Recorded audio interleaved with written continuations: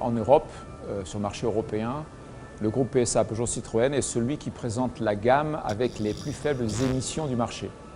Nous sommes à un peu plus de 111 grammes de CO2 par kilomètre, ce qui représente la meilleure performance de tous les constructeurs sur le marché européen.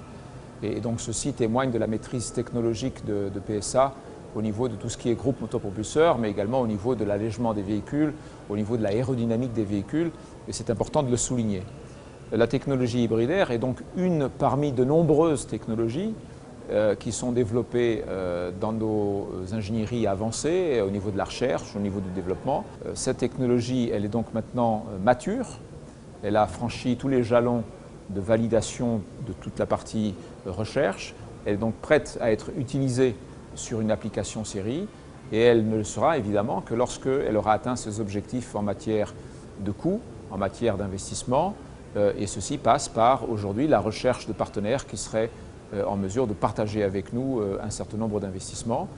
Et si ceci est surmonté, évidemment que cette technologie pourra être utilisée. Je crois que la vision que nous pouvons avoir des prochaines décennies, c'est celle plutôt de groupes motopropulseurs qui serait la combinatoire entre un moteur thermique et un moteur électrique.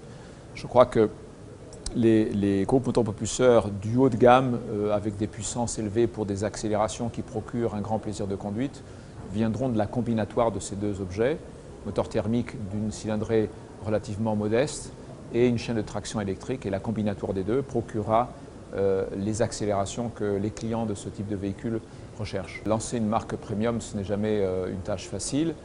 Je l'ai rappelé à de multiples reprises, c'est une décision que nous inscrivons sur le long terme.